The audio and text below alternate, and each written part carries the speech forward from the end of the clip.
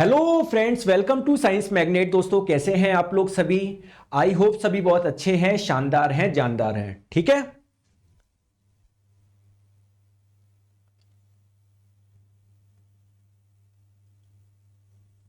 चलिए दोस्तों, हम लोग स्टार्ट करने जा रहे हैं क्लासिफिकेशन ऑफ एलिमेंट्स यानी तत्वों के वर्गीकरण की क्लास नंबर 3। दोस्तों, हम लोग मॉडर्न पीरियोडिक टेबल, आधुनिक आवर्त सारणी की बात कर रहे थे।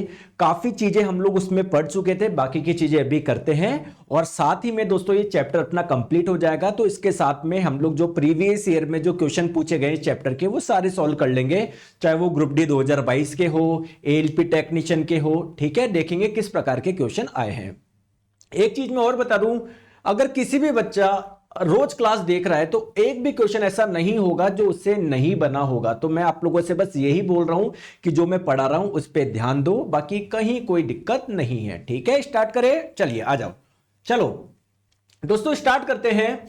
हम लोग बात कर रहे थे इस मॉडर्न पीरियोडिक टेबल की, आधुनिक आवर्त सारणी की। इसमें हम लोग काफी चीजें समझ चुके थे कि सर इसमें 18 ग्रुप होते हैं, 7 पीरियड होते हैं। लेफ्ट से राइट पे जाने पर क्या होती है, इलेक्ट्रोनेगेटिविटी बढ़ती है। ऊपर से नीचे आने पर इलेक्ट्रोनेगेटिविटी घटती है। लेफ्ट से राइट पे जाने पर एटॉमिक रेडियस यानी परमाणु त्रिज्या घटती है। ऊपर से नीचे आने पर बढ़ती है। ऐसे हम लोग बात कर रहे थे, नहीं कर रहे थे? बिल्कुल कर रहे थे। चलिए दोस्तों, आप लोगों के लिए कुछ चीजें और आसान कर देता हूं मैं। सर कैसे, बताओ। चलो आ जाओ दोस्तों। अगर आप लोगों से पूछा जाए कि कौन सा तत्व ऐसा है जिसकी इलेक्ट्रोनेगेटिविटी सबसे ज्यादा होगी, मान लो आपसे एग्जाम में क्वेश्चन आ गए, 4 ऑप्शन आ गए, उसमें से मान लो एक ऑप्शन क्या है, helium, neon, argon, krypton, xenon, radon, ये है। आप क्या करोगे दोस्तों, सबसे पहले उसको बाहर करोगे। क्यों? क्योंकि दोस्तों इनके तो बाह्यतम कोश में 8 इलेक्ट्रॉन है, ये तो स्टेबल है। क्या इनको इलेक्ट्रॉन की जरूरत है? क्या ये इलेक्ट्रॉन आकर्षित करेंगे? क्या नहीं सर, नहीं सर, ये तो पहले से ही क्या है, स्टेबल है। इसका मतलब ये है कि सर ये इलेक्ट्रॉन आकर्षित करेंगे ही नहीं। यानी इस 18वें ग्रुप में जो भी तत्व आ रहे हैं उनकी इलेक्ट्रोनेगेटिविटी क्या होती है दोस्तों, 0। बहुत बढ़िया। सर सबसे ज्यादा किसकी होती है, सबसे ज्यादा इलेक्ट्रोनेगेटिविटी किसकी होती है दोस्तों? फ्लोरीन की होती है। देखिए ध्यान से समझना, फ्लोरीन की होती है। अब क्यों होती है, पहले इसका मैं कारण आपको बताता हूं। और इस अगर ये आपने एक फैक्ट समझ लिया, उससे कितनी चीजें आसान होगी ये भी मैं आप लोगों को बताऊंगा। देखो मेरी बात को ध्यान से समझो। देखो दोस्तों, फ्लोरीन है, फ्लोरीन का एटॉमिक नंबर क्या होता है, जल्दी से बताइए सर? 9 होता है। एटॉमिक नंबर 9 होने का मतलब क्या है, इसके एटम में प्रोटॉन की संख्या कितनी है, 9। दोस्तों जितने प्रोटॉन होते हैं इलेक्ट्रॉन भी उतने ही होते हैं, तो प्रोटॉन 9 तो इलेक्ट्रॉन भी 9। आपको पता है सर एटम के बीच में तो होता है न्यूक्लियस यानी नाभिक, उसके चारों ओर कक्षाएं होती है जिसमें इलेक्ट्रॉन चक्कर लगाते हैं। दोस्तों पहली कक्षा में कितने इलेक्ट्रॉन आ सकते हैं, जरा कमेंट करके बताएंगे। सर 2 आ सकते हैं, ठीक है। दूसरे में कितने आ सकते हैं, 8 आ सकते हैं। लेकिन इसके पास में टोटल इलेक्ट्रॉन 9 थे। पहली कक्षा में आपने सर 2 को बिठा दिया तो बचे 7, 7 आपके अगली कक्षा में आ जाएंगे। ठीक है, क्लियर है क्या? 1 2 3 4 5 6 7। दोस्तों क्या इसको जरूरी है क्या एक इलेक्ट्रॉन की? हां सर, अगर एक इलेक्ट्रॉन आ जाएगा तो स्टेबल हो जाएगा। तो क्या ये बहुत ज्यादा कोशिश करेगा कि इलेक्ट्रॉन को लेने की? बहुत ज्यादा कोशिश करेगा क्या आकर्षित करने की? बिल्कुल सर, ये आकर्षित करने की बहुत ज्यादा कोशिश करेगा। बहुत बढ़िया। और दोस्तों इसके 2 कारण हैं। एक तो ये, इसको एक इलेक्ट्रॉन चाहिए। दूसरा कारण क्या है, मान लो अगर एक इलेक्ट्रॉन कहीं से लेकर आए ना, तो देखो केवल 2 ही कोश है, 2 ही कक्षा है, तो इस न्यूक्लियस और इसके बीच की दूरी क्या है, कम है। न्यूक्लियस के अंदर है प्रोटॉन, प्रोटॉन इलेक्ट्रॉन को बहुत जल्दी आकर्षित करेंगे। तो आप लोग बोलोगे कि सर इसकी इलेक्ट्रोनेगेटिविटी ज्यादा क्यों है, ये मुझे समझ में आ गई। दोस्तों पहले मैं 2-4 लोगों का जवाब दे दूं, पढ़ाई तो होती रहेगी। सर जी एएलपी की वैकेंसी देखकर मर गया, चुन्नू कुमार जी बोल रहे हैं। सर जी एएलपी की वैकेंसी देख के मर गया, ठीक है। एक अनुराग विश्वकर्मा जी है, सर एएलपी का वैकेंसी बहुत कम आया है। दोस्तों इस बारे में मैंने कल भी आपको अपनी प्रतिक्रिया दी थी, बहुत गलत है, बहुत कम भर्ती आई है, लेकिन अब क्या करें बताओ। लेकिन मेरे को लगता है कि उस 5600 में से, मान लो अभी ऑफिशियल नोटिस आया नहीं, जितनी भी आई है उसमें से दोस्तों आपको तो एक सीट लेनी है क्योंकि आप पढ़ रहे हो। अब आप यहां पर परेशान मत हो, मुझे पता है एज ए स्टूडेंट आपके लिए डिफिकल्ट कंडीशन है। नहीं सर, भर्तियां ज्यादा होनी चाहिए थी। दोस्तों ग्रुप डी में 1 लाख भर्ती आई थी, लेकिन बहुत सारे बच्चे ऐसे हैं जिनका सिलेक्शन नहीं हुआ। क्या ग्रुप डी में सबका सिलेक्शन हो गया क्या? मेरे कमेंट सेक्शन उठा के देखना, कोई बोलता मैं 1 नंबर से रह गया, कोई मैं 2 नंबर से रह गया। इट मींस अल्टीमेटली आप लोगों के लिए क्या होनी चाहिए कि क्या आप लोग वेल प्रिपेयर्ड हो। और दोस्तों आप लोग वेल प्रिपेयर्ड हो, मैं आपको कर रहा हूं, शानदार कर रहा हूं, टेंशन मत लो। अगर 5,000 क्या 2,000 भी दे दे, 200 भी दे दो, एक सीट हमको करनी है। हमारा सारा ध्यान, अभी सारे बच्चे भटक रहे हैं, सर वैकेंसी बहुत कम आई है, वैकेंसी, कोई बात नहीं। आपको पता है सारे बच्चे भटक रहे हैं, तो उसमें से 70% तो ऐसे भटक रहे हैं, 30% की होड़ में लग रहा है, तो उस 30% में आपको आना है।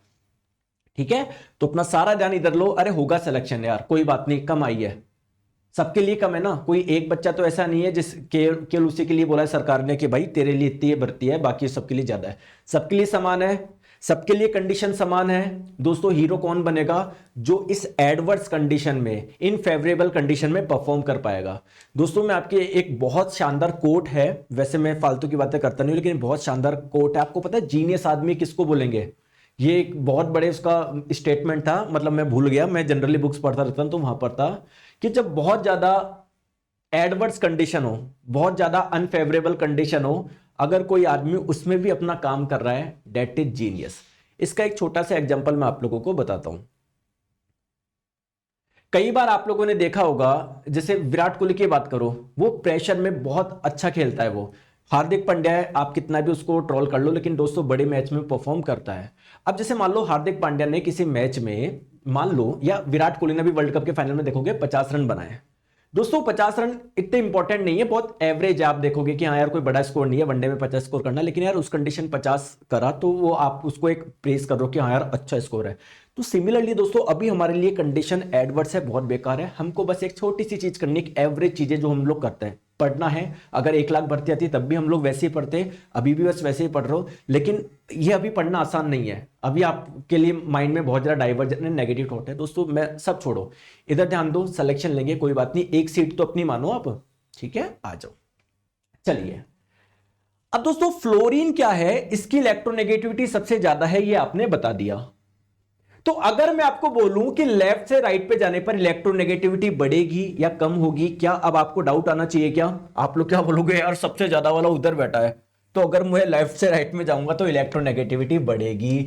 दोस्तों अब आपको याद रखने में और ज्यादा इजी हो जाएगा ना, इलेक्ट्रोनेगेटिविटी लेफ्ट से राइट में जाओगे तो बढ़ेगी, याद रखने में और इजी हो जाएगा। क्या बताओ? बिल्कुल सर। दोस्तों सबसे ज्यादा इलेक्ट्रोनेगेटिविटी किसकी है? फ्लोरीन की है, जो कि काफी ऊपर बैठा है। अगर ऊपर से नीचे आओगे तो क्या होगा? घटेगी ना, क्योंकि सबसे ज्यादा वाले तो ऊपर बैठा है, यानी ऊपर ज्यादा होती है नीचे कम होती है, तो ऊपर से जब नीचे आओगे तो इलेक्ट्रोनेगेटिविटी घटेगी। दोस्तों ये मैंने एक तरीका और बता दिया आपको, ऐसे भी याद रख सकते हो, शॉर्टकट आप लोग इसको बोल सकते हो। दोस्तों दूसरी इंपॉर्टेंट चीज, सबसे ज्यादा इलेक्ट्रॉन एफिनिटी, इलेक्ट्रॉन बंधुता अगर आप लोगों से पूछा जाए किसकी होती है? क्लोरीन की इलेक्ट्रॉन एफिनिटी, इलेक्ट्रॉन बंधुता सबसे ज्यादा होती है। मैं यहां पर लिख देता हूं, इसकी इलेक्ट्रॉन एफिनिटी, इलेक्ट्रॉन बंधुता क्या होती है? मैक्सिमम होती है। और इसकी क्या होती है सर? इलेक्ट्रोनेगेटिविटी मैक्सिमम होती है। तो सेम वही चीज, क्लोरीन कहां पर बैठा है सर? राइट में बैठा है, यानी लेफ्ट से राइट में जाओगे तो इलेक्ट्रोनेगेटिविटी भी बढ़ेगी और इलेक्ट्रॉन एफिनिटी भी बढ़ेगी। क्लोरीन कहां पर है? बिल्कुल नीचे है क्या? नहीं सर ऊपर है। तो हाँ मतलब टॉप पे नहीं है, लेकिन ऊपर तो है ना, तो ऊपर से नीचे आओगे तो सर इलेक्ट्रॉन एफिनिटी घटेगी। ये बात मैंने आपको कल भी बताई थी कि जो ट्रेंड इलेक्ट्रोनेगेटिविटी का होता है वो इलेक्ट्रॉन एफिनिटी का होता है, जो ट्रेंड इलेक्ट्रोनेगेटिविटी का होता है वो इलेक्ट्रॉन एफिनिटी का होता है। ये बात मैंने आपको बताई थी। यहां तक बात क्लियर है? थोड़ा सा आगे चले sir, basics and engineering drawing का न्यू बैच स्टार्ट कीजिए सर प्लीज। जब स्टार्ट होगा बता दिया जाएगा। अक्षय कुमार जी प्लीज, है ना, अभी आप इधर ध्यान दो, है ना, सिलेक्शन मैं करवा दूंगा, आप टेंशन मत लो, बस पढ़ लो जो मैं पढ़ा रहा हूं। चलो यहां तक कोई क्लियर है? दिक्कत है क्या? नहीं सर कोई दिक्कत नहीं है, ठीक है। एक तरह से हमने अभी तक जो पढ़ा था वही हमने करा है। चलो आ जाओ दोस्तों, एक नया चीज हम लोग समझते हैं कि जैसे मान लो मैं आपको कोई एक तत्व दे दूं कि मान लो ये सल्फर है, बताओ ये पीरियोडिक टेबल आवर्त सारणी के कौन से ग्रुप में होगा और कौन से आवर्त में होगा? जैसे देखो अभी आप लोग देख पा रहे हो सल्फर सर 16वें ग्रुप में है, और पहला, दूसरा, तीसरा सर, तीसरे आवर्त में। तो कई बार आप लोगों से एग्जाम में पूछा जाता है कि फास्फोरस बताओ कौन से ग्रुप में होगा, कौन से पीरियड में होगा। तो दोस्तों इसको निकालने के लिए क्या हमारे पास में कोई ट्रिक है क्या, या कोई शॉर्टकट है क्या?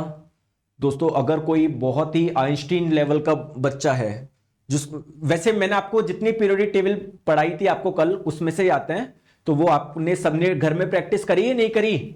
जो मैंने आपको बताया था, बोलो कितने जनों ने करी, ईमानदारी से बताओ कितने जनों ने याद हो गई? अगर याद नहीं हुई ना तो समझ लो सिलेक्शन नहीं होगा। सीरियस ही नहीं हो तुम।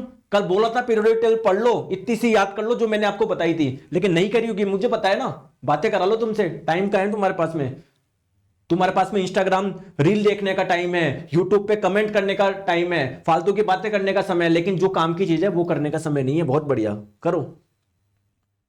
दोस्तों आप लोगों से मान लो एग्जाम में पूछ ले कि यार ये जो एल्यूमिनियम है ये कौन से ग्रुप में होगा, कौन से पीरियड में होगा, सर इसकी कोई शॉर्ट ट्रिक है क्या? बिल्कुल सर, इसकी एक शॉर्ट ट्रिक है, आ जाओ। दोस्तों सबसे इंपॉर्टेंट चीज क्या है, ग्रुप अगर आपको निकालना है कि वह कौन से ग्रुप में है, कौन से वर्ग में है, तो एक बहुत आसान तरीका क्या है, देख लो। दोस्तों आप क्या कर लो, उसके बाह्यतम कोश में कितने इलेक्ट्रॉन्स है, यानी वैलेंस इलेक्ट्रॉन कितने हैं वो देख लो।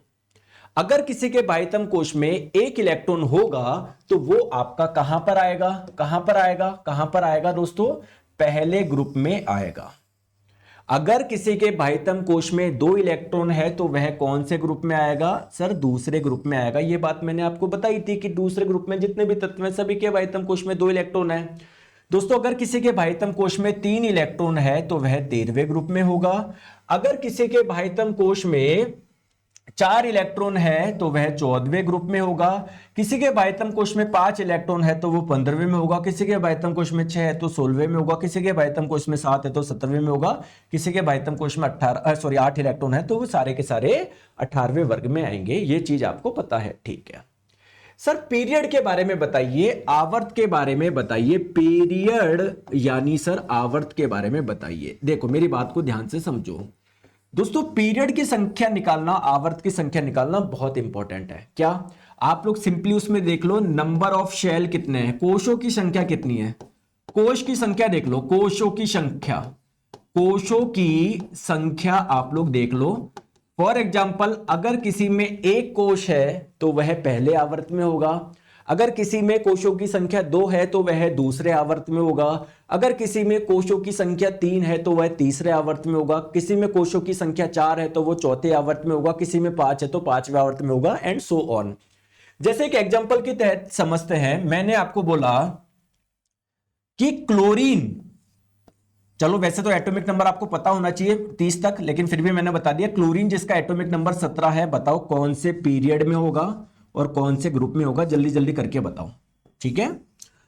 एग्जांपल लेता हूं मैं, एल्यूमिनियम जिसका एटॉमिक नंबर 13 है, बताओ कौन से पीरियड में होगा, कौन से ग्रुप में होगा, बताओ, ठीक है। जो आपके एग्जाम में पूछे जाते हैं वही मैं आपको बताने जा रहा हूं। आपसे नहीं पूछा जाएगा, जैसे मान लो 85 एटॉमिक नंबर जिसका उसका पीरियड ग्रुप, नहीं पूछा जाएगा, 30 तक आपके पूछे जाएंगे, ठीक है। आ जाओ, ठीक है। या मैंने आप लोगों से बोल दिया दोस्तों, कैल्शियम जिसका एटॉमिक नंबर 20 है, बताओ इसको कौन से ग्रुप में रखोगे और कौन से पीरियड में रखोगे, ठीक है।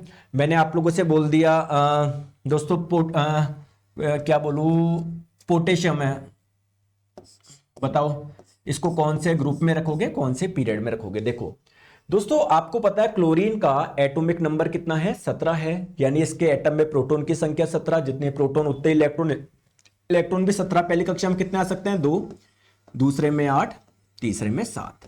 दोस्तों मुझे ये बताओ इसमें टोटल कितने कोश है, टोटल 3 कोश है, यानी यह आपको तीसरे पीरियड में मिलेगा, तीसरे आवर्त में मिलेगा।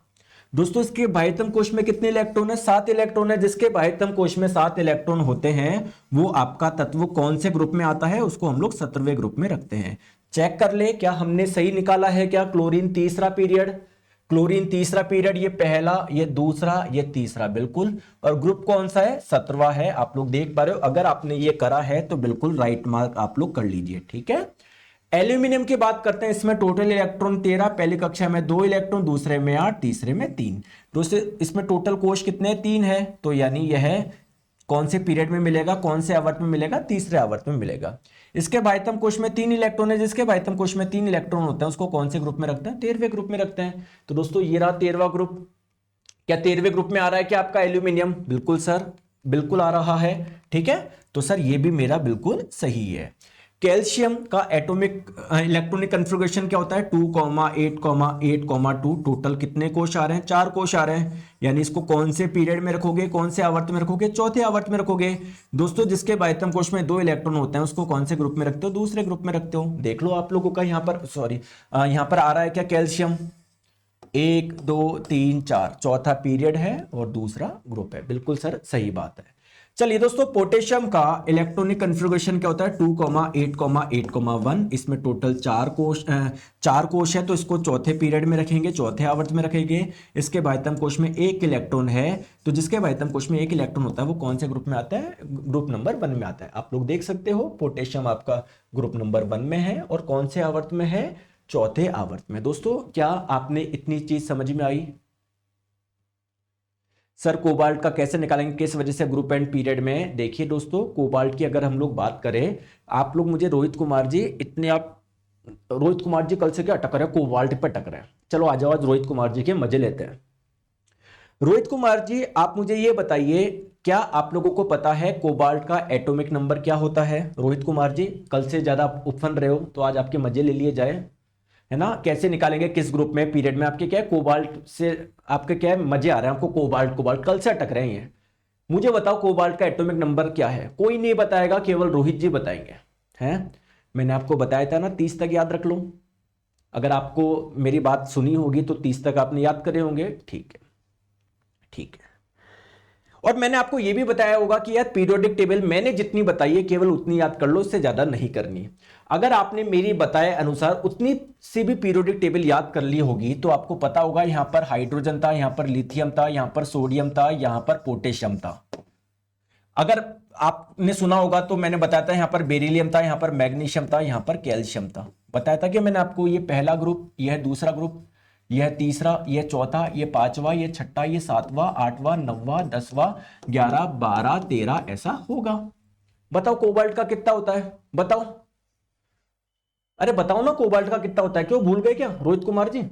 कितना होता है कोबाल्ट का, कितना होता है? 27 होता है। ठीक है। पोटेशियम का कितना होता है? 19 होता है। कैल्शियम का 20 होता है। 21 वाला यहां पर आएगा, 22 वाला यहां पर आएगा, 23 वाला यहां पर आएगा, 24 वाला यहां पर आएगा, 25 वाला इधर आएगा, 26 वाला इधर आएगा, 27 वाला इधर आएगा। यह पहला ग्रुप, यह दूसरा ग्रुप, यह तीसरा ग्रुप, चौथा ग्रुप, पांचवा ग्रुप, छठा ग्रुप, सातवां ग्रुप, आठवां ग्रुप, 9वां ग्रुप। कोबाल्ट आपका आएगा 90वें ग्रुप में। देख लो आ रहा है क्या 90 में, है आ रहा है क्या, बताओ।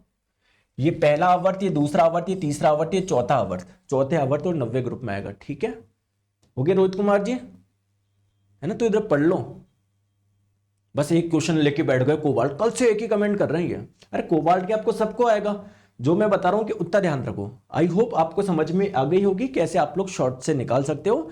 बाकी दोस्तों मैंने आपको जितनी कल पीरियोडिक टेबल बताई थी उससे भी आप लोग इजीली निकल जाएगा जो आपके एग्जाम में आएगा। ठीक है सर, क्लोरीन में 17 आया पर 3 कैसे आया? क्लोरीन में 17 आया पर 3 कैसे आया, मतलब 3 कैसे आया दोस्तों? इसमें कोशों की संख्या 3 है ना, 1 2 3, है ना। पहली कक्षा में 2, दूसरे में 8, तीसरे में 7। दोस्तों जिसमें कोश 3 होते हैं ना अनुराग जी, वो आपके तीसरे पीरियड में आएगा, तीसरे आवर्त में आएगा। आई होप आपको इतनी सी बात क्लियर हो गई, समझ में आ गई। चले आगे आ जाओ दोस्तों, आपको मैंने सब बता दिया। एटॉमिक रेडियस का ट्रेंड बता दिया, ऊपर से नीचे पर क्या होगा, लेफ्ट से राइट पे जाने पर क्या होगा। इलेक्ट्रोनेगेटिविटी का बता दिया, इलेक्ट्रॉन एफिनिटी का बता दिया, आयनाइजेशन एनर्जी का बता दिया। लेकिन दोस्तों एक ट्रेंड की बात कोई नहीं करता, उसका नाम है न्यूक्लियर चार्ज यानी नाभिकीय आवेश।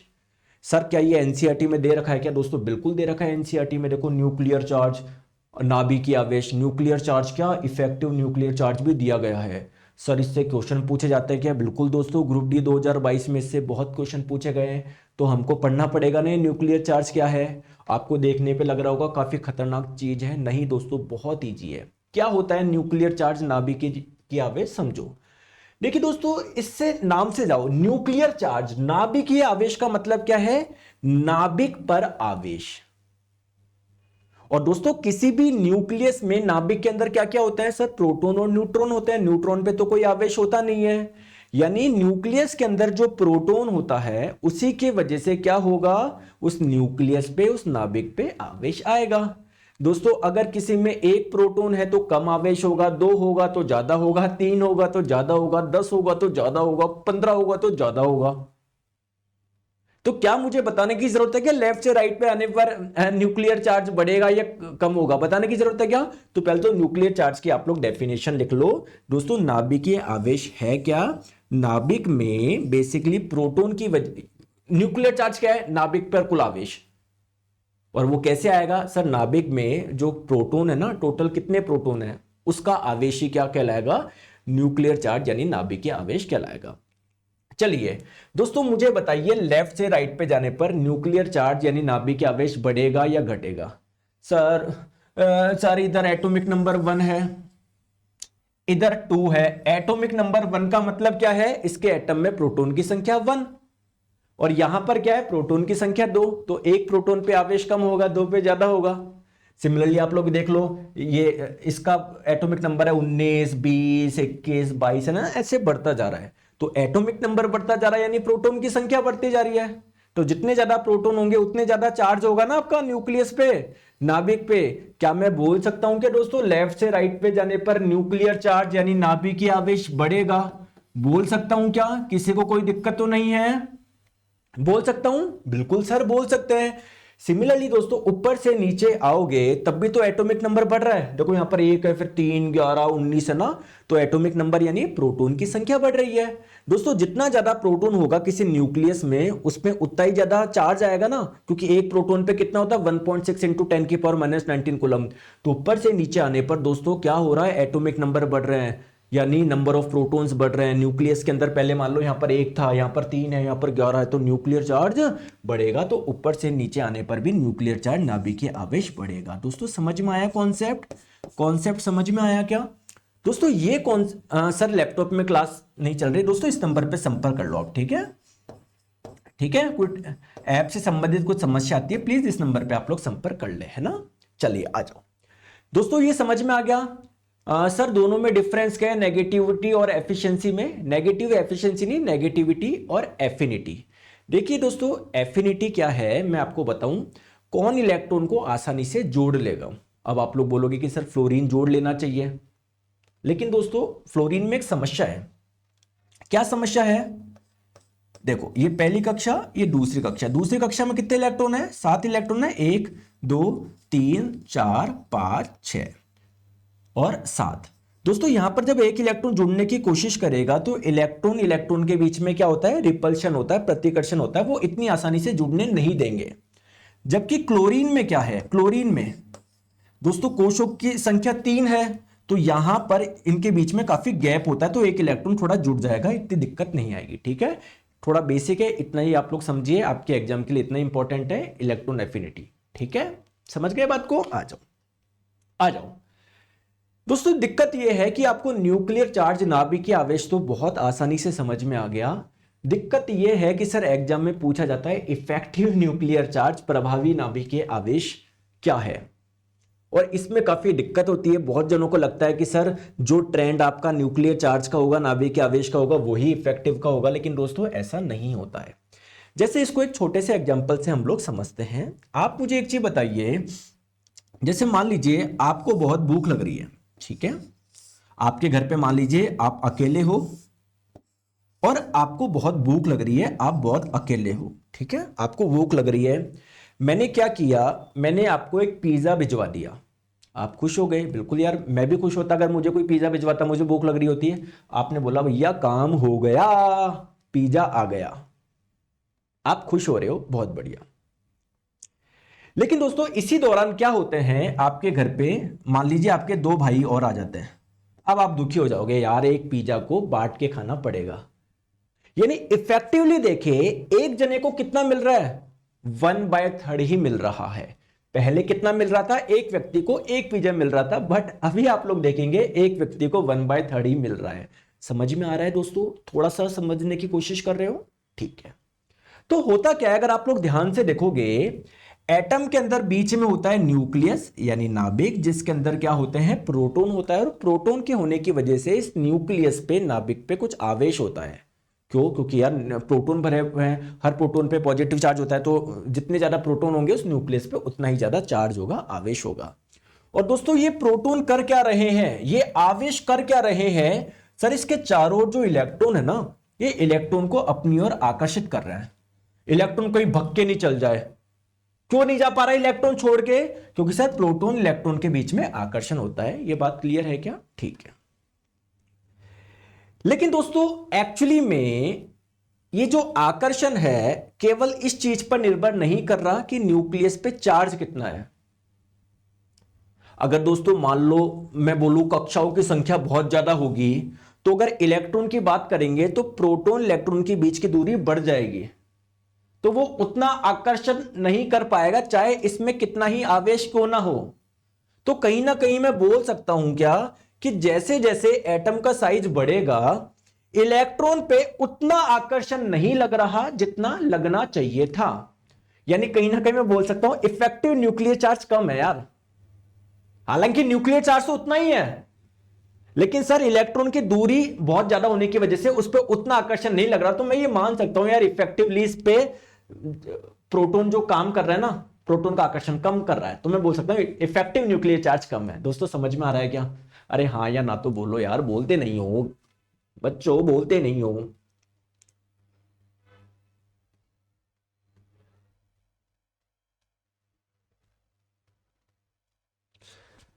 तो होगा क्या, ध्यान से समझो, ध्यान से समझो। देखो सॉरी, ध्यान से समझो, किसी पीरियड में लेफ्ट से राइट पे जाने पर क्या होगा। जैसे मान लो सोडियम है, मैग्नीशियम है, एल्यूमिनियम है, ठीक है दोस्तों। इसमें भी 3 कक्षाएं थी, 1 2 3। मैग्नीशियम में भी 3 थी, ठीक है। एल्यूमिनियम में भी क्या थी, 3 थी। तो आप लोग बोलोगे कि सर इसके न्यूक्लियस में 11 प्रोटॉन थे, इसके न्यूक्लियस में 12 प्रोटॉन थे, इसके 13 प्रोटॉन थे। सर लेफ्ट से राइट पे जाओगे तो न्यूक्लियर चार्ज बढ़ रहा है और इफेक्टिव न्यूक्लियर चार्ज भी बढ़ रहा है, क्योंकि 3 ही तो कक्षा है, इसमें भी 3 है, इसमें भी 3 है, इसमें भी 3 है ना। तो कोई ऐसा नहीं है कि इलेक्ट्रॉन पे आकर्षण कम हो रहा है। तो आप बोलोगे सर इफेक्टिव न्यूक्लियर चार्ज भी बढ़ रहा है, ये ट्रेंड है। लेकिन दोस्तों जब आप ऊपर से नीचे आओगे तो क्या होगा, जैसे सोडियम के जस्ट नीचे पोटेशियम, पोटेशियम में 4 कक्षा होती है, 1 2 3 4। तो यार इसके इलेक्ट्रॉन पे जो आकर्षण लगना चाहिए था, प्रोटॉन इलेक्ट्रॉन के बीच में जो आकर्षण होना चाहिए था, वो नहीं हो पा रहा क्योंकि दूरी बढ़ रही है। तो नो डाउट दोस्तों इसके पास में प्रोटॉन ज्यादा है, नो डाउट। लेकिन दोस्तों जितने प्रोटॉन है उतने इलेक्ट्रॉन है, और दोस्तों इलेक्ट्रॉन ज्यादा होने की वजह से इसके कोशों की संख्या ज्यादा हो गई, तो ये दूरी ज्यादा होने की वजह से उस पर उतना आकर्षण नहीं लग रहा। तो मैं बोल सकता हूं ऊपर से नीचे आने पर ये इफेक्टिव न्यूक्लियर चार्ज घटता है। अगर आपको बात जो मैंने समझाई समझ में आ गई तो ठीक है, और आ गई होगी दोस्तों, बिल्कुल बहुत प्यार से समझा रहा हूं। नहीं भी आती है तो आप लोग ये ट्रेंड याद रखोगे, लेफ्ट से राइट पे जाने पर इफेक्टिव न्यूक्लियर चार्ज बढ़ रहा है और ऊपर से नीचे आने पर ये इफेक्टिव न्यूक्लियर चार्ज घट रहा है। दोस्तों आई होप आपको समझ में आ गई होगी, ठीक है। सर इस चीज से मुझे क्या समझ में आता है, आ जाओ दोस्तों। इस चीज से आपको एक चीज और समझ में आ जाएगी कि ऊपर से नीचे जाने पर मेटेलिक करैक्टर बढ़ेगा या कम होगा, या नॉन मेटेलिक करैक्टर बढ़ेगा या कम होगा। दोस्तों क्या मैंने आप लोगों को बताया था क्या कि जो मेटल्स होते हैं ना, मेटल्स धातु जो होते हैं ना, उनमें क्या विशेषता पाई जाती है। बेसिकली वो क्या होता है सर, इलेक्ट्रॉन डोनर होते हैं। वो इलेक्ट्रॉन को डोनेट करते हैं, और जब भी कोई इलेक्ट्रॉन को डोनेट करता है उस पर पॉजिटिव चार्ज आता है। तो आपने हमेशा देखा होगा कैल्शियम पे जैसे मान लो +2 चार्ज है, कभी देखा है इसमें -2 चार्ज, कभी किसी मेटल पे माइनस चार्ज देखा है, कभी देखा है सोडियम पे Na- बना रहा है, नहीं ये Na+ ही बनाएगा। ये इलेक्ट्रॉन डोनेट ही करते हैं जो मेटल्स होते हैं, ठीक है। और दोस्तों जो नॉन मेटल्स होते हैं, नॉन मेटल्स जो होते हैं ना, अधातु जो होते हैं, वो क्या करते हैं सर, वो इलेक्ट्रॉन को रिसीव करते हैं। इलेक्ट्रॉन रेसिपिएंट होते हैं, इलेक्ट्रॉन को ग्रहण करते हैं। जैसे आपने देखा होगा क्लोरीन Cl- ही सुना होगा आपने, Cl+ नहीं सुना होगा। क्यों? क्योंकि क्लोरीन इलेक्ट्रॉन डोनेट थोड़ी करेगा, इलेक्ट्रॉन रिसीव करेगा। और जब कोई इलेक्ट्रॉन रिसीव करता है तो क्या बनता है, Cl- बनता है। समझ में आई बात को? ठीक है दोस्तों, मुझे एक चीज बताइए, लेफ्ट से या ऊपर से नीचे आने पर इफेक्टिव न्यूक्लियर चार्ज घट रहा है। इफेक्टिव न्यूक्लियर चार्ज घट रहा है, इसका मतलब ये जो इलेक्ट्रॉन है अब उस पे क्या उतना आकर्षण लग रहा है क्या प्रोटॉन के द्वारा? बोलो हां या ना। नहीं लग रहा है। यानी ऊपर से जब नीचे आओगे इफेक्टिव न्यूक्लियर चार्ज घटता है, इसका मतलब सर ये है कि इलेक्ट्रॉन पे जितना आवेश होना चाहिए था, प्रोटॉन न्यूक्लियस का जितना आवेश होना चाहिए था उतना आवेश नहीं है, क्योंकि आवेश ज्यादा होता तो इसको अट्रैक्ट करता, तो मैं बोल सकता हूं थोड़ा कम हो रहा है, इफेक्टिव न्यूक्लियर चार्ज कम हो रहा है, यानी इलेक्ट्रॉन पे आकर्षण कम लग रहा है। तो ये इलेक्ट्रॉन आसानी से निकल जाएगा क्या? निकल जाएगा क्या? बिल्कुल निकल जाएगा।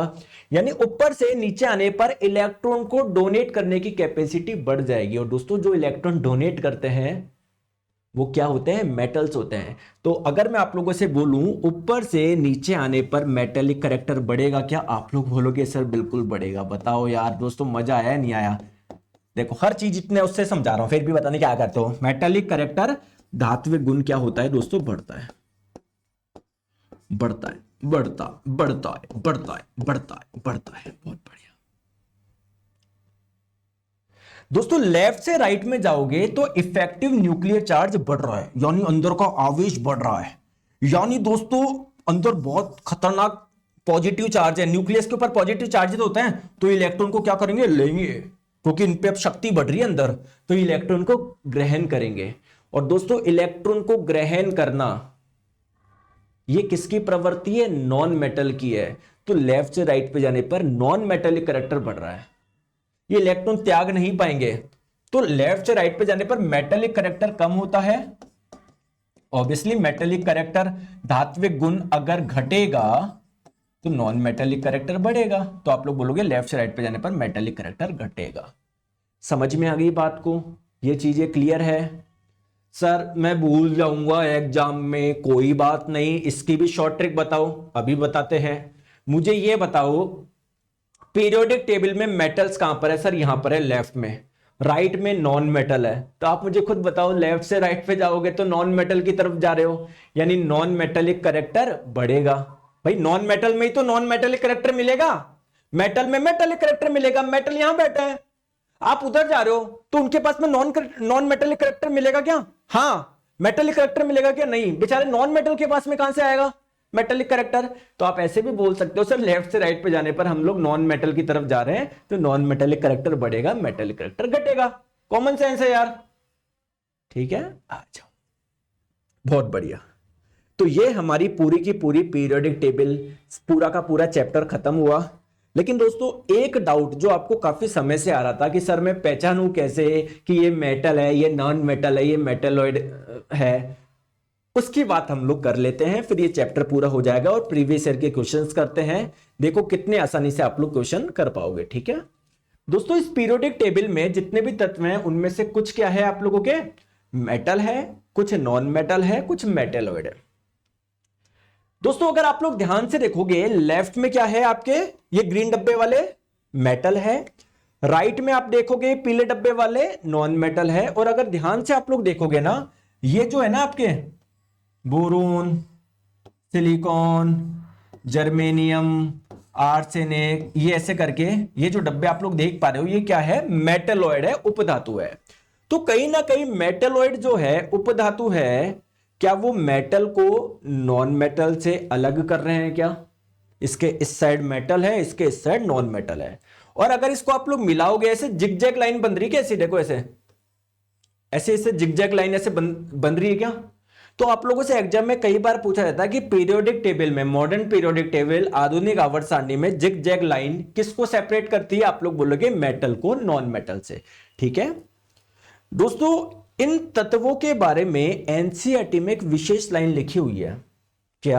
आ जाओ, ये एनसीईआरटी की लाइन है कि द बॉर्डर लाइन एलिमेंट्स, किनको बोला गया है बॉर्डर लाइन एलिमेंट्स?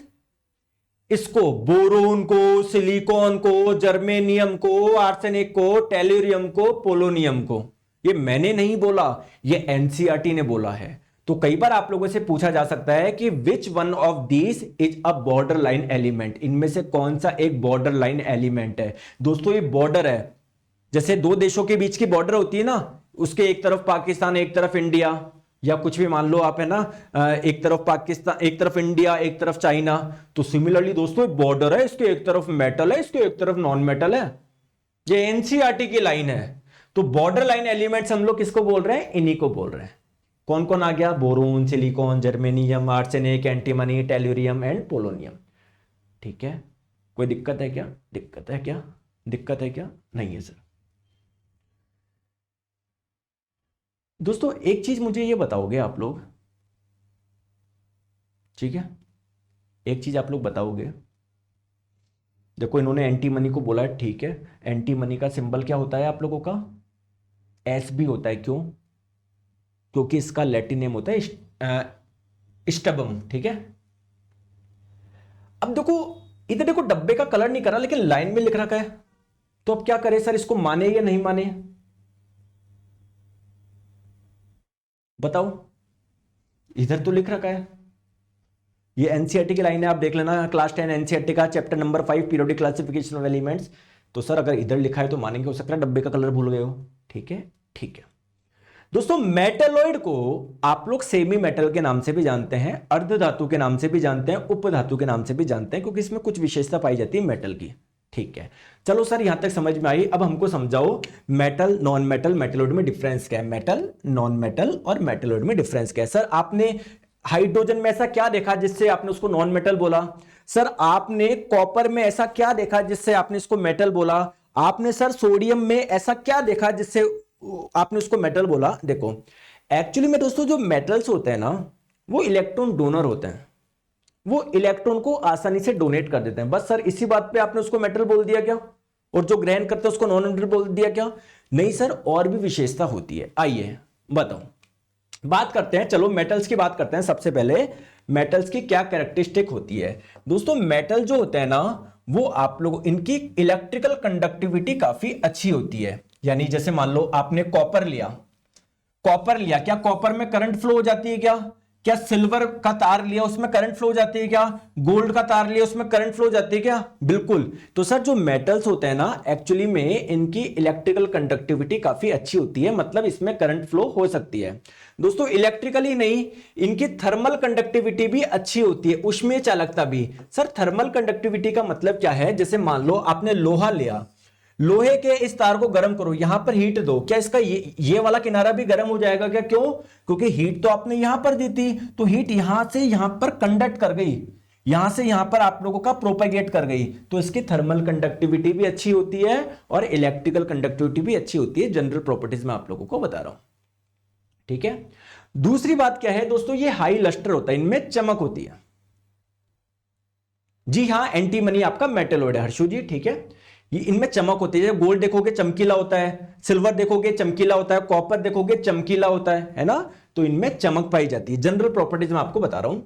तीसरा क्या है दोस्तों, ये डक्टाइल और मेलेबल होते हैं। इसका मतलब क्या है दोस्तों, अगर आप लोग किसी को खींच के वायर में कन्वर्ट कर पा रहे हो तो आप लोग क्या बोलोगे, यार इसकी डक्टिलिटी अच्छी है, इसकी तन्यता अच्छी है। कभी आपने सुना है क्या ऑक्सीजन का वायर, कभी आपने सुना है क्या हाइड्रोजन का वायर, सुना है आपने कॉपर का वायर, सुना है एल्यूमिनियम का, सुना है लोहे का तार, सुना है सोने का तार, सुना है चांदी का तार, सुना है, क्यों, क्योंकि उनको खींच के आप लोग वायर में कन्वर्ट कर सकते हो। इस विशेषता को बोलते हैं डक्टिलिटी। तो मेटल जो होते हैं ना, उनकी डक्टिलिटी, उनमें डक्टिलिटी पाई जाती है। सर मेलिबिलिटी क्या होती है, अगर किसी को ठोक कर आप लोग शीट बना सको, है ना, अगर उसको आप लोग शीट में कन्वर्ट कर सको तो आप लोग बोलोगे इसकी मेलिबिलिटी अच्छी है। कभी आपने सुना है हाइड्रोजन की शीट, ऑक्सीजन की शीट, नाइट्रोजन की शीट, सुना है आपने, नहीं। चांदी की शीट सुनिए, सुनिए, लोहे की शीट सुनिए, सुनिए, चांदी की शीट सुनिए, सुनिए, क्यों, क्योंकि उनको शीट में कन्वर्ट किया जा सकता है। जैसे आपने देखा होगा दोस्तों, भोजन को पैक करने में एल्यूमिनियम फॉयल का इस्तेमाल किया जाता है, तो वो एल्यूमिनियम की फॉयल, वो पतली शीट क्यों बन पाई, क्योंकि एल्यूमिनियम की मेलिबिलिटी बहुत अच्छी है, उसको ठोक ठोक के आप लोग शीट में कन्वर्ट कर सकते हो। ठीक है, तो ये काफी डक्टाइल होता है और मेलेबल भी होता है। अगर आप लोगों से पूछा जाए सबसे ज्यादा डक्टिलिटी किसकी होती है, सबसे ज्यादा डक्टिलिटी, तन्यता किसकी होती है दोस्तों, गोल्ड की होती है। यानी गोल्ड के तार बहुत आसानी से बनाए जा सकते हैं। फिर सर हमारे घर में कॉपर के तार क्यों यूज करते हैं? अरे गोल्ड के तार कितने महंगे आते हैं आपको पता है क्या? तार में कन्वर्ट कर पाते तो लगा दो सब जगह है। अगर आप लोगों से पूछा जाए सर सबसे ज्यादा मेलिबिलिटी किसकी पाई जाती है, किसकी होती है मेलिबिलिटी? दोस्तों मेलिबिलिटी भी सबसे ज्यादा गोल्ड की होती है। ठीक है, आ जाओ नेक्स्ट बात करते हैं सर पीरियोडिक टेबल में कहां पर मिलेंगे मेटल? आपको लेफ्ट साइड मिलेंगे, है ना। यहां लिथियम, सोडियम, पोटेशियम सारे के सारे ये आपके लेफ्ट में बैठे हैं। ठीक है, आ जाओ बात करते हैं दोस्तों नॉन मेटल। नॉन मेटल में क्या विशेषता पाई जाती है? दोस्तों एक चीज और मैं बता दूं, जितने भी मेटल्स होते हैं ना वो आप लोगों के रूम टेम्परेचर पे, रूम टेम्परेचर का मतलब नॉर्मल टेम्परेचर, रूम टेम्परेचर पे वो सारे के सारे आपको सॉलिड स्टेट में मिलेंगे, ठोस अवस्था में आप लोगों को मिलेंगे। लेकिन एक मेटल ऐसा है, देखो अगर आप गर्म करोगे हर कोई लिक्विड में कन्वर्ट हो जाएगा। लोहे को गर्म करोगे वो भी लिक्विड में कन्वर्ट हो जाएगा, गोल्ड को करोगे वो भी हो जाएगा। हो सकता है कोई ज्यादा टेम्परेचर पे लिक्विड में कन्वर्ट हो, कोई बहुत ज्यादा टेम्परेचर पे हो, लेकिन हो जाएंगे। लेकिन नॉर्मली टेम्परेचर पे आपको सारे के सारे मेटल ठोस अवस्था में मिलेंगे। बस एक मेटल ऐसा है जो कि आपको लिक्विड स्टेट में मिलेगा, तरल अवस्था में मिलेगा, और उसका नाम क्या है आप लोगों का? मरकरी है। मरकरी, पारा। समझ में आ गया क्या? आ गया? ठीक है, आ जाओ बात करते हैं दोस्तों नॉन मेटल की। नॉन मेटल की बात करें दोस्तों, ये पुअर कंडक्टर्स होते हैं इलेक्ट्रिसिटी के और इवन हीट के भी। ठीक है, इनके थर्मल कंडक्टिविटी भी काफी कम होती है, इलेक्ट्रिकल कंडक्टिविटी भी काफी कम होती है, इसमें करंट फ्लो नहीं हो सकती। दूसरी बात क्या है दोस्तों, ये नॉन लस्टरस होते हैं, चमकीले नहीं होते ये।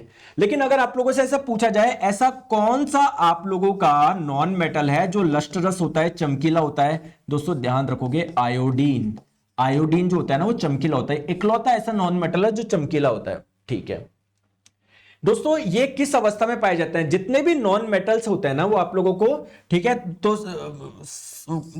नॉन मेटल जो होते हैं ना मैक्सिमम जितने भी होते हैं वो गैसीय अवस्था में मिलते हैं, और कुछ आप लोगों को सॉलिड स्टेट में मिलता है। जैसे कार्बन आपको सॉलिड स्टेट में मिलेगा, फॉस्फोरस मिलेगा। ठीक है, हम इसकी बात और करेंगे जब अलग से पूरा चैप्टर है metal and non metal, tension मत लो। लेकिन दोस्तों एक नॉन मेटल ऐसा है जो कि आप लोगों को तरल अवस्था में मिलेगा, बाकी सारे के सारे या तो गैसीय अवस्था में मिलेंगे, ठोस अवस्था में मिलेंगे। जैसे हाइड्रोजन गैसीय अवस्था में मिलता है, ऑक्सीजन गैसीय अवस्था में मिलता है, क्लोरीन गैसीय अवस्था में मिलता है, हीलियम, नियोन, ये सारे आपके नॉन मेटल में ही काउंट होते हैं, ये सारे आपको गैसीय अवस्था में मिलते हैं। एक नॉन मेटल ऐसा है जो कि आप लोगों को लिक्विड स्टेट में मिलेगा, उसका नाम क्या है? ब्रोमीन। उसका नाम क्या है? ब्रोमीन। क्लियर है क्या? ये रहा ब्रोमीन। ठीक है, आज दोस्तों ये काफी ब्रिटल होते हैं। ब्रिटल मतलब जो आपके नॉन मेटल ठोस अवस्था में पाए जाते हैं ना वो काफी ब्रिटल होते हैं। ब्रिटल का मतलब जैसे ईंट है, ईंट को आप लोग तोड़ोगे तो आराम से टुकड़े हो जाते हैं ना, कांच को आप गिराओगे पूरा टूट जाता है ना, लोहे को गिराओगे वैसे टूटेगा थोड़ी, क्योंकि वो ब्रिटल नहीं है। ये ब्रिटल होते हैं आप लोगों के। ठीक है, आ जाओ मेटलॉइड की बात करते हैं दोस्तों। ऐसे तत्व जिनमें कुछ विशेषता मेटल की होती है, कुछ नॉन मेटल की होती है, उसे आप लोग मेटलॉइड बोल देते हैं। जैसे एग्जांपल हो जाएगा सिलिकॉन, है ना, जर्मेनियम। दोस्तों आपकी जानकारी के लिए बता दूं, ये जो आप लोग के सिलिकॉन और जर्मेनियम होता है ना, इसका सेमीकंडक्टर इंडस्ट्री में बहुत ज्यादा आप लोगों का यूज होता है। ठीक है, चले आगे, आ जाओ, चले, कोई दिक्कत नहीं है सर, आ जाओ दोस्तों। मैंने आपको यह भी बता दिया, अल्कली मेटल पढ़ा दिया। मेटल्स कुछ विशेष मेटल बताता हूं। अल्कली मेटल्स किसको बोलते हैं? पहले ग्रुप में जो मेटल्स होते हैं उसको अल्कली मेटल बोलते हैं। अल्कलाइन अर्थ मेटल किसको बोलते हैं सर? दूसरे ग्रुप में जो मेटल्स होते हैं उसको अल्कलाइन मेटल्स बोलते हैं। ट्रांजिशन मेटल किसको बोलते हैं? तीसरे से 12वें ग्रुप में जो आते हैं उसको ट्रांजिशन मेटल बोलते हैं। लेंथेनाइट्स और एक्टिनाइट्स क्या है सर? आप लोगों के जो एफ ब्लॉक में जो है ना जो भी मेटल है उसको लेंथेनाइट्स और एक्टिनाइट्स बोलते हैं। इन दोनों को मिला के आप लोग इनर ट्रांजिशन बोलते हैं, आंतरिक संक्रमण तत्व बोलते हैं। सारी बात बताई। नॉन मेटल में कुछ विशेष नाम है क्या? बिल्कुल सर, 17वें ग्रुप वाले नॉन मेटल को हेलोजन बोलते हैं, 18वें ग्रुप वाले में जो आ रहे हैं उसको नोबल गैस बोलते हैं। ठीक है, अनुराग विश्वकर्मा जी, मरकरी क्या है, मेटल है या नॉन मेटल है? अनुराग जी आप बताओ क्या है? ये दो बच्चे हैं, इनको बहुत ज्यादा डाउट आता है। अनुराग जी आप देखो एक ही एक कमेंट करते जा रहे हैं। तबियत खराब हो रही है, कंट्रोल से करके कंट्रोल भी कर रहे हैं अनुराग जी? क्लास में ध्यान है क्या? इस बच्चे से एक विशेष बात करूंगा फोन लगा के अभी। क्लास में ध्यान है कि अनुराग जी? कहां से हो? हैं? क्लास में ध्यान देते नहीं हो। मैंने क्या बताया अभी? जितने भी मेटल्स होते हैं क्या लिख रहे हैं? मेटल्स। जितने मेटल्स होते हैं ठोस अवस्था में होता है, इकलौता ऐसा मेटल जो लिक्विड स्टेट में पाया जाता है उसका नाम है मरकरी पारा। बोलते हो सर पता नहीं ध्यान कहां रखते हो, ठीक है। तो ये मैंने आपको बता दी सारी बात। दोस्तों अल्कली मेटल क्या होता है मैं पहले ही आपको बता चुका हूं, ग्रुप 1 में जितने भी मेटल्स आते हैं ना वो आप लोगों के अल्कली होते हैं। Lithium, sodium, potassium, rubidium, caesium, francium, ठीक है। ये मेटल्स काफी रिएक्टिव होते हैं और ये काफी सॉफ्ट भी होते हैं। सॉफ्ट का मतलब जैसे लोहा तो सॉफ्ट नहीं है, लेकिन ये वाले मेटल काफी सॉफ्ट होते हैं। जैसे सोडियम इतना सॉफ्ट है कि आप लोग इसको चाकू से काट सकते हो। लिथियम इतना सॉफ्ट है आप इसको चाकू से काट सकते हो। क्लियर है क्या? बाकी दोस्तों इनकी मेटल्स का एक अलग से चैप्टर होगा, मेटल एंड नॉन मेटल, उसमें भी हम लोग पढ़ेंगे। अल्कलाइन अर्थ मेटल क्या होता है ये मैंने आप लोगों को बता दिया। ट्रांजिशन मेटल क्या होता है दोस्तों, डी ब्लॉक में जो होते हैं वो सारे के सारे ट्रांजिशन मेटल होते हैं। दोस्तों एक चीज आप लोग ध्यान रखिएगा, ये ट्रांजिशन मेटल के जो आपके सॉल्यूशन होते हैं ना, जैसे कॉपर सल्फेट, इसमें कॉपर क्या है? मेटल है। कौन सा है? ट्रांजिशन मेटल है, डी ब्लॉक में है। तो ये आपके कलर्ड होते हैं, रंगीन होते हैं। जैसे कॉपर सल्फेट का रंग कैसा होता है? नीला होता है। दोस्तों आयरन सल्फेट का रंग होता है हरा। तो जो ट्रांजिशन मेटल के जो सॉल्यूशन होते हैं ना, आप लोग ध्यान रखना वो कलर्ड होता है ना। इसके हम लोग मेटल एंड नॉन मेटल में अलग से बात करेंगे। चलो आ जाओ। लेंथेनाइट्स क्या होता है मैंने आपको बता दिया, 58 से 71 है ना। ये आपके जो 14 होते हैं उसको आप लोग लेंथेनाइट्स बोलते हैं, 58 से 71 वाले तत्व, ठीक है। ठीक है, नेक्स्ट बात करते हैं एक्टिनाइट्स किसको बोलते हैं दोस्तों? 90 से 103 वाले, 90 से 103 वाले ये आपके कहलाएंगे आपके एक्टिनाइट्स, ठीक है। चलो अब एक चीज मैं आप लोगों को बता रहा हूं, एक चीज आपको ध्यान रखना है दोस्तों। यूरेनियम आपका काफी बार पूछा जाता है, इसका एटॉमिक नंबर ध्यान रखो कितना होता है? 92 होता है, ठीक है। सर क्यों ध्यान रखे? यूरेनियम एक फ्यूल की तरह काम करता है। जैसे लकड़ी को जलाओगे एनर्जी मिलेगी ना, तो लकड़ी को फ्यूल बोल दोगे आप। वैसे ही दोस्तों यूरेनियम से भी बिजली बनाई जाती है न्यूक्लियर पावर प्लांट में, ठीक है। यूरेनियम से बिजली बनाई जाती है, तो ये फ्यूल है हमारे लिए, ठीक है। दोस्तों यूरेनियम के बाद यूरेनियम का एटॉमिक नंबर है 92। 92 एटॉमिक नंबर से ज्यादा एटॉमिक नंबर वाले जो तत्व है ना वो काफी अनस्टेबल होते हैं। तुरंत आप लोगों के ना किसी ना ये मैं बोलूं रेडियो एक्टिव, आप लोग बोलोगे रेडियो एक्टिव क्या होते हैं? जो काफी अनस्टेबल होता है, टूट के एनर्जी रिलीज कर देते हैं, ठीक है। तो बस आप एक चीज समझना, 92 एटॉमिक नंबर के आगे जो तत्व आते हैं ना उसे आप लोग क्या नाम से जानते हो? एक विशेष नाम से जानते हो, trans uranium elements, trans uranium तत्व। तो अगर आप लोगों से पूछा जाए पहला ट्रांस यूरेनियम तत्व जो होगा उसका एटॉमिक नंबर क्या होगा बताओ? तो 92 से आगे एटॉमिक नंबर वाले को आप लोग बोलते हैं ट्रांस यूरेनियम एलिमेंट्स। यानी पहला ट्रांस यूरेनियम एलिमेंट्स कौन सा होगा? ये होगा, उसका एटॉमिक नंबर क्या होगा? 93 होगा। दूसरा ट्रांस यूरेनियम एलिमेंट जो होगा उसका एटॉमिक नंबर क्या होगा? 94 होगा।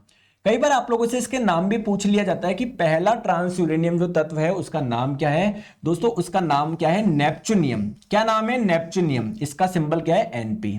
अगर आप लोगों से बोला जाए दूसरा ट्रांस यूरेनियम जो तत्व है इसका नाम क्या है दोस्तों? इसका नाम है प्लूटोनियम। क्या नाम है? प्लूटोनियम। बस ये बातें पूछ सकता है, वो मैंने आप लोगों को बता दी, ठीक है। दोस्तों हेलोजन क्या होता है ये मैंने आपको बता दिया। 17वें ग्रुप में जो आप लोगों के आते हैं ये हेलोजन कहलाते हैं। Fluorine, chlorine, bromine, iodine, astatine, ये सारी बातें मैंने आपको बता दी, ठीक है। नोबल गैस क्या होता है ये भी मैंने आप लोगों को बता दिया है, ठीक है। आ जाओ, सारी बातें बता दी, आ जाओ। अब हम लोग करते हैं प्रीवियस ईयर क्वेश्चन। चेक तो करें जो मैंने पढ़ाया है वो आपने पढ़ा भी है नहीं पढ़ा, ध्यान भी है नहीं है। आ जाओ चलो स्टार्ट करो, जल्दी से बताओ। न्यूलैंड के अष्टक में तत्वों के बीच आवर्तिता केवल कहां तक देखी गई? न्यूलैंड साहब ने बताया था हर 7वें के बाद में 8वें तत्व की विशेषता पहले जैसी होगी, पीरियोडिसिटी पाई जाएगी, हर पीरियड के बाद में प्रॉपर्टी रिपीट होगी। लेकिन दोस्तों कैल्शियम तक ही ये सही रिजल्ट दे रहा था, इसके बाद नहीं दे रहा था। ऑप्शन नंबर ए इसका करेक्ट आंसर हो जाएगा।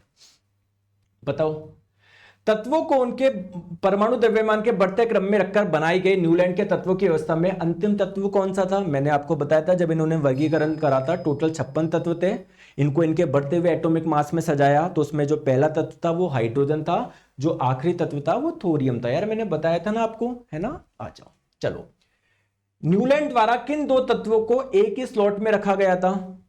अगर आपने ध्यान से, जब मैंने न्यूलैंड की टेबल बनाई थी तो आपको ध्यान होगा, मैंने आपको बताया था ये कोबाल्ट और निकल को देखो एक ही जगह रख दिया।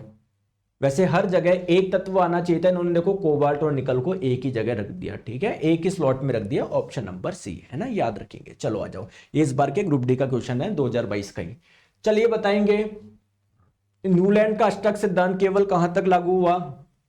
अगेन ये क्वेश्चन आ गया सिंपल सा, कैल्शियम। ठीक है, ठीक है दोस्तों, एक क्वेश्चन अलग अलग शिफ्ट में आया, लेकिन मैं एक ही बार लेकर आ रहा हूं, ये दो ही बार लगाए, इतनी बार सेम क्वेश्चन इतनी रिपीट हुए ये वाले।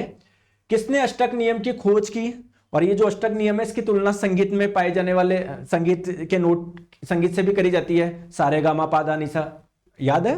तो न्यूलैंड साहब ने, इसका करेक्ट आंसर हो जाएगा ऑप्शन नंबर डी। न्यूलैंड ने तत्वों को किस आधार पे किया था? सर उनके एटॉमिक मास, परमाणु द्रव्यमान को उनके बढ़ते हुए परमाणु द्रव्यमान में सेट किया और बोल दिया तुक्के में कि यार 7वें के बाद में जो 8वां तत्व आएगा ना उसकी विशेषता पहले जैसी होगी। ठीक है, तो परमाणु द्रव्यमान के आरोही क्रम में है ना, सिंपल क्वेश्चन है। न्यूलैंड के अष्टक सिद्धांत के अनुसार पोटेशियम और कॉपर के बीच कितने तत्व मौजूद होते हैं? दोस्तों ये क्वेश्चन मुझे बहुत ही बेहतरीन लगा, बहुत बहुत बहुत बहुत अच्छा लगा सीरियसली में। ये क्वेश्चन हर कोई नहीं कर सकता था, हर कोई क्या 99.99% बच्चों ने ये क्वेश्चन नहीं किया होगा। चलिए दोस्तों, कई बार एक क्वेश्चन ऐसे आता है जो छोड़ने वाला होता है, लेकिन अब आप लोगों को ये क्वेश्चन पूछा जा चुका, तो अब आप लोगों को इसके लिए प्रिपेयर रहना है। क्या प्रिपेयर रहना है कि सर जो हमारी पीरियोडिक टेबल है ना, सॉरी न्यूलैंड की जो टेबल है ना, उसका सर बेसिक ज्ञान होना चाहिए। सर कितना बेसिक ज्ञान होना चाहिए? एटलीस्ट सर उतना तो आप लोग याद रखो जहां तक टेबल काम कर रही है। कहां तक काम कर रही है? कैल्शियम तक। तो ये ध्यान रखो, टेबल में यहां पर HF, ये हाइड्रोजन फ्लोरीन क्लोरीन थे, lithium sodium potassium beryllium magnesium calcium boron aluminium carbon silicon nitrogen phosphorus oxygen sulphur, इतना तो आप लोगों को याद रखना चाहिए था। ठीक है, लेकिन दिक्कत बताऊं क्या पूरी पोटेशियम और कॉपर के बीच में, पोटेशियम और इस कॉपर के बीच में कितने तत्व हैं? दोस्तों एक कॉमन सेंस लगाते हैं। देखो आपको पता है हर 7वें के बाद में 8वें की प्रॉपर्टी एक जैसी थी, जैसे पहला दूसरा तीसरा चौथा पांचवा छठा सातवां, 8वें को जस्ट इधर रख दिया। ठीक है, यानी एक लाइन में 7, दूसरे में 7, तीसरे में 7, चौथे में 7। लेकिन इन्होंने कोबाल्ट और निकल को एक ही स्लॉट में रख दिया। अगर एक स्लॉट में, मतलब एक स्लॉट में अगर एक ही होता तो कितने होते इन दोनों के बीच में? 1 2 3 4 5 6 होते। लेकिन इन्होंने क्या रख दिया? कोबाल्ट और निकल को रख दिया। तो बेसिकली इन दोनों के बीच में कितने तत्व आ गए? टोटल 7 तत्व आ गए दोस्तों, ऑप्शन नंबर ए। बहुत अच्छा क्वेश्चन है, लेकिन मतलब बहुत, मैं बोलूंगा हाई लेवल का क्वेश्चन है यार ये, सीरियसली में।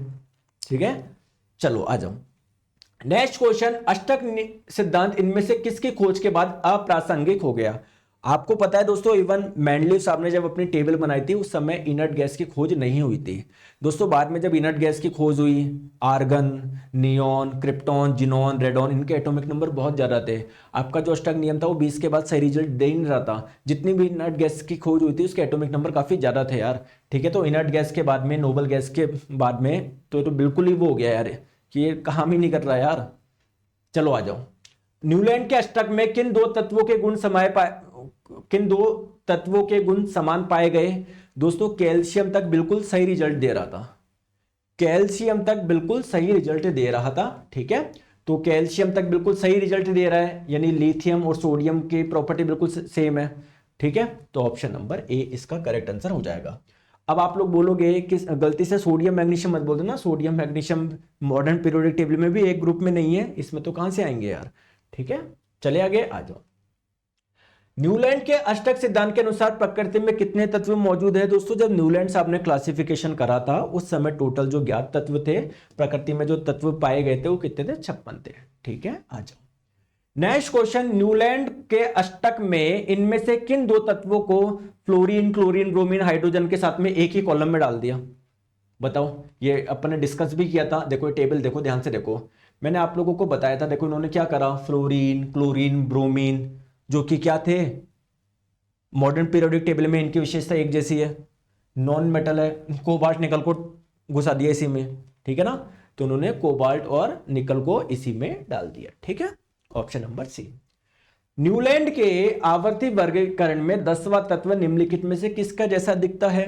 न्यूलैंड साहब ने क्या बोला कि अगर तत्वों को मैं उनके बढ़ते हुए परमाणु द्रव्यमान में सजाऊंगा तो हर सातवें के बाद में आठवां की प्रॉपर्टी, हर सातवें के बाद का जो आठवां तत्व होगा ना उसकी विशेषता पहली जैसी होगी। जैसे पहला तत्व, दूसरा, तीसरा, चौथा, पांचवा, छठा, सातवां। आठवें की विशेषता बिल्कुल इसकी जैसी होगी, नौवें की बिल्कुल इसकी जैसी होगी, 10वें की बिल्कुल इसकी जैसी होगी। यानी 10वें की विशेषता किसकी जैसी होगी? तीसरे की जैसी होगी। ठीक है, ऑप्शन नंबर ए। ठीक है, चलिए बताएंगे न्यूलैंड की आवर्त सारणी में तत्व डैश को हैलोजन के साथ रख दिया। अभी मैंने बताया फ्लोरीन, क्लोरीन, ब्रोमीन के साथ में कोबाल्ट और निकल को घुसा दिया। Option number D. ठीक है, अभी हमने करा है। चलो बताओ, लोहा जो कि गुणों में कोबाल्ट और निकल जैसा होता है, इन तत्वों को बहुत दूर रखा गया है, ये किसकी कमियों में से एक था? बताओ। न्यूलैंड साहब की कमियों में से एक था। देखो ये रहा आप लोगों का न्यूलैंड साहब ने जो टेबल बनाई। दोस्तों एक्चुअली में आयरन, मैंने आपको बताया भी था, आयरन, कोबाल्ट, निकल में बहुत ज्यादा सिमिलरिटी पाई जाती है, लेकिन कोबाल्ट निकल को एक अलग उसमें कॉलम में रख रखा है, आयरन को अलग में रख रखा है, ये उनकी एक कमी थी। ठीक है, तो क्या हो जाएगा? न्यूलैंड का जो अष्टक नियम था ना, ऑक्टेव लॉ,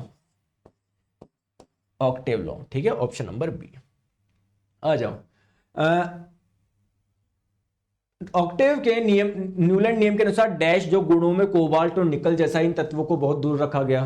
बताओ, आयरन जो कोबाल्ट और निकल जैसा है उसको अलग रखा गया। देखो सेम क्वेश्चन रिपीट होते हैं आप लोगों के, है ना।